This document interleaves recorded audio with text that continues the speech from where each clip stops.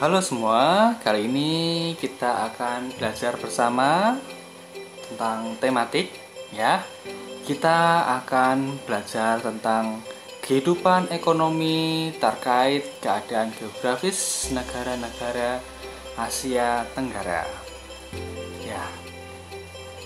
Kita siapkan hati, kita siap memulai belajar pada hari ini. Oke. Kita mulai dari negara tercinta Indonesia.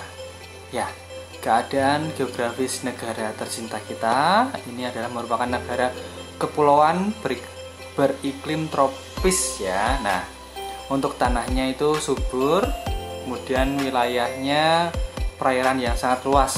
Ini negara bisa disebut dengan negara maritim. Nah, untuk kehidupan ekonomi, kegiatan utama penduduk Indonesia sebagian besar adalah sebagai petani. Kemudian untuk kegiatan ada pertambangan, ada tambang minyak, kemudian ada batu bara, kemudian ada emas dan timah, serta di bidang pariwisata. Ya, sekarang kita beralih ke negara tetangga kita, ya negara Malaysia.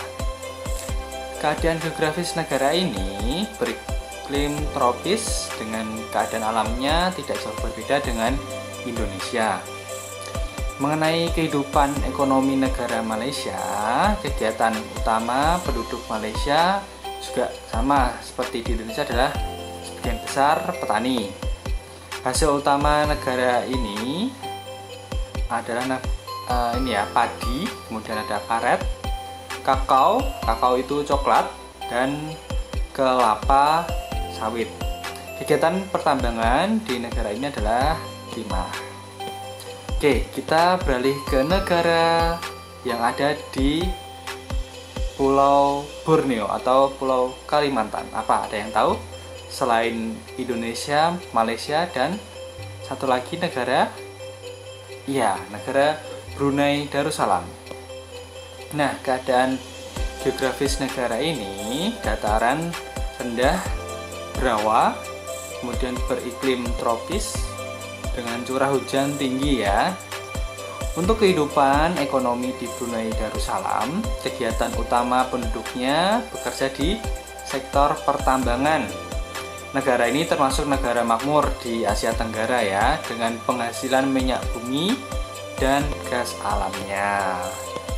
Sekarang kita beralih ke negara yang wilayahnya paling kecil di Asia Tenggara. Ada yang tahu? Negara mana? Ya, negara Singapura. Nah, untuk negara ini, keadaan geografis sebagian besar wilayahnya merupakan dataran rendah ya, datarannya rendah. Kemudian disebut dengan negara kota karena wilayahnya kecil. Ya, di sana terdapat gedung-gedung tinggi ya, termasuk negara kaya juga di Singapura ini. Untuk kehidupan ekonomi, kegiatan utama penduduknya itu ada perbankan, perdagangan, kemudian ada perhubungan, industri, dan pariwisata. Ya, memang negara Singapura ini merupakan kegiatan atau pusat perekonomian, bisa dikatakan perekonomian dunia juga. Sekarang kita beralih ke negara Gajah Putih. Mana tuh negara Gajah Putih? Mana? Ayo. Iya, negara Thailand. Mengenai keadaan geografis negara Thailand, ini terdiri dari pegunungan, dataran tinggi, dan dataran rendah. Ya, untuk kehidupan ekonomi di negara Thailand, kegiatan utama itu penduduknya sama seperti di Indonesia, yaitu petani. Hasil utamanya adalah beras ya, padi. Kemudian untuk hasil tambang ada timah dan mangan. Dan juga di bidang pariwisata, ya ini orang-orang Indonesia juga sering main ke sana ini kebanyakan. Padahal di Indonesia juga banyak pariwisata yang sangat indah-indah juga ya. Oke. Kita beralih ke negara yang di dekat Pulau Sulawesi, di atasnya Sulawesi, di utaranya Sulawesi. Negara mana? Mata uangnya mata uang peso. Apa? Ada yang tahu? Ya, kita akan belajar selanjutnya adalah tentang keadaan geografis Filipina. Negara Filipina ini geografisnya negara kepulauan dan banyak pegunungan ya. Kemudian untuk kehidupan ekonomi, kegiatan utama penduduknya itu sama seperti di Indonesia juga sebagai petani. Untuk hasil utamanya ada padi dan kelapa. Untuk hasil pertambangan ada kobalt, ada tembaga, dan emas. Oke, sekarang kita akan beralih ke negara sebutannya Seribu Pagoda. Ada yang tahu Seribu Pagoda ada di mana? Ya, ada di Kamboja. Nah, keadaan geografis negara Kamboja, bentang alamnya menyerupai mangkok. Mangkok. Tahu kan mangkok? Bagian tengah dataran besar, Tonle Sap, bagian tepinya adalah pegunungan. Gitu ya nak ya. Unik ini negaranya. Nah, kehidupan ekonomi negara Kamboja, kegiatan utama penduduknya itu adalah sebagai petani dan perikanan. Oke, kita beralih ke negara selanjutnya, ada negara Laos. Ya, ini keadaan geografisnya tidak memiliki laut. Kenapa kok bisa tidak memiliki laut? Karena negara Laos ini adalah wilayahnya ada di tengah-tengah ya, di tengah-tengah. Kalau kalian lihat peta itu negara Laos itu tidak di pinggir tepi laut ya, ada di tengah ya negaranya. Nah, makanya tidak memiliki laut. 70% wilayahnya berupa pegunungan. Nah, untuk kegiatan ekonomi utama penduduknya yaitu bertani ya. Di sana juga sama seperti Indonesia, agraris ya, negara agraris, padi, jagung dan lain-lain. Oke, sekarang kita pindah ke negara selanjutnya, ada negara Myanmar.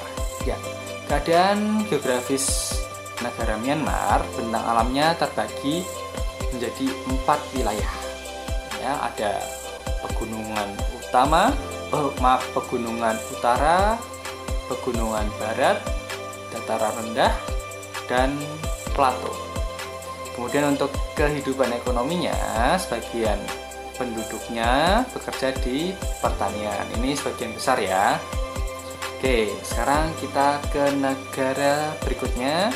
Ini negara yang namanya sering terdengar di mana-mana, negara Nguyen.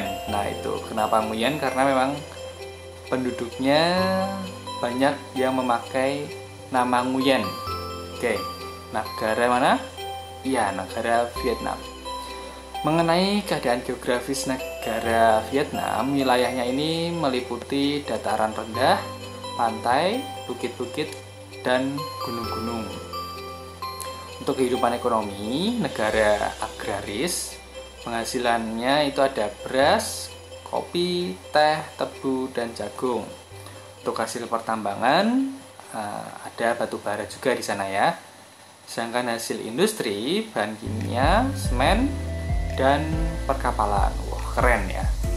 Sekarang kita akan membandingkan ya, ada perbedaan negara mana ya? Bapak pilih negara Indonesia dan Brunei ya. Ya, ini adalah perbedaan kehidupan ekonomi di negara Indonesia dan Brunei. Kegiatan utama penduduk Indonesia adalah sebagai petani. Kemudian untuk Brunei, kegiatan utamanya ada bekerja di sektor pertambangan. Bapak kasih contoh perbedaan negara lainnya ya. Bapak compare, bandingkan antara Malaysia dan Singapura. Coba. Ya, kegiatan untuk Malaysia, kegiatan utama penduduknya sebagai petani. Kemudian untuk Singapura, nah ini perbedaannya ya.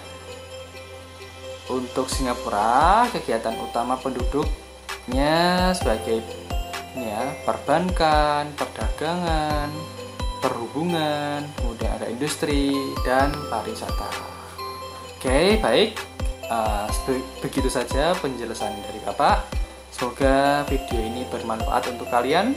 Tetap semangat belajar, jaga kesehatan, dan jangan lupa untuk olahraga. Oke, semangat semuanya. Sampai bertemu dan terima kasih.